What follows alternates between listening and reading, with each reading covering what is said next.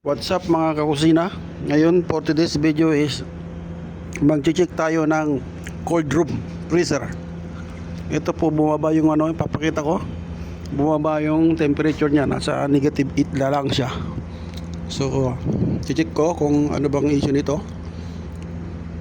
Ayan, kita niyo yan? Negative 8. Tapos tignan natin yung loob.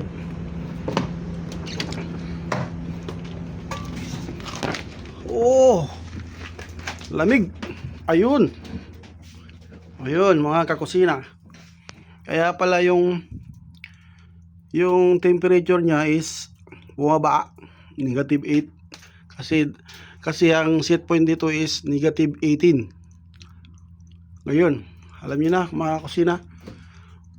Yun, nag-build up siya ng ice doon. Dito sa baba, hindi siya normal. Tapos dito, nag-ice build up din siya. Papakita ko rin yung likod niya, mga kakusina. Yan, nakikita niyo yan mga kakusina. Yan. Yan. Kita niyo mga kakusina. Ito, hindi siya normal. Kitang-kita na agad.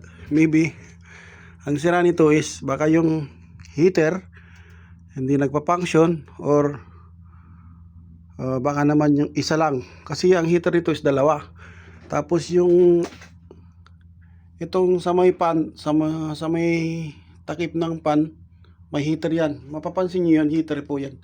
Heater din yan.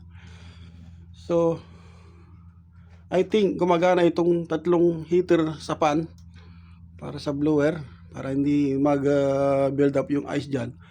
Siguro ito sa baba at saka sa doon sa gitna ang siguro abnormal yung niya, yung heating element niya, o baka sira na po maliban diyan sa isa, kasi dalawa pang heater niyan. So labas tayo kasi sobrang lamig. So ngayon kakusina ay manual defrost ko siya para makita nyo. Press nyo lang yan ng 5 seconds. Ayun, nagano na siya, nag-change siya. It's mean ito heater yan, yung indication light na yan. Ito yung cooling, ito yung fan indoor, ito yung power. Negative siya, bababa pa ulit yan ang kakusina. So antabayanan po natin, i-update ko kayo kung anong mangyayari dito. Okay, grabe, sacrifice ako. hirap grabe, natanggal ko na dito, pinalaglag dito pa, kapal ng ayos niya mga kakusina, kitchen technician, kitchen equipment technician trabaho natin dito, kaya tsaga muna tayo mga kakusina. Update ko kayo.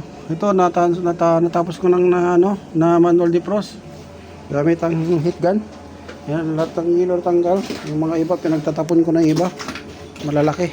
Yun, malinis na. Tingnan dyan, wala na, pati yung sa drain wala na yung black. So yan po ang update ko mga kusina. So possible dito is heating element ang problema niya. Gumagana po yung sa may gitna, yung baba hindi. So possible palitan ko to mga after 2 to 3 weeks, kasi mag-order pa ako. So pansamantala lang po itong tinanggal ko, disconnect ko yung power, yung terminal ng heater. So imo-monitor ko siya araw-araw. So ayun lang po mga kusina, kasi sabi ni chef kailangan mapagana itong cold room freezer kasi maraming items. Makikita nyo po yun, marami yan. Puno po yung pagkain yan, mga ice cream nandun pa, chocolate nandun. So yun lang po, updated ko kayo mga kakusina. Ang lagi kong sinasabi, kasi ang trabaho ko dito sa hotel is kitchen equipment technician ako. Laundry, kitchen equipment, lahat mga machine ginagawa ko. Minsan HVAC. Pag kulang sa tao, pinapa-duty nila ako para para sa HVAC. Kasi pinanggalingan ko na yung HVAC sa aircon. So nagpalit lang ako ng position ko kasi gusto ko ma-challenge. Gusto ko marami akong magagawa. Kasi may plano akong magtayo ng shop pagdating ko sa Pilipinas. So yan mga kakusina, updated ko kayo pag matapos ko na itong ayusin, tsaka monitor ko yung bibidyo ko ulit yung pinaka yung temperature niya mamaya. Mga siguro mga mga kakusina, mga 2 oras. Okay. Yan mga kakusina, mga katek. Okay na po yung chiller. Chiller. This freezer. Negative 19 na siya. Negative 19. Check natin yung loob para makita natin kung nag-i-smoke siya. Ayun. Lamig. Yun ang pinaka-normal niya. Okay. Approve to mudir.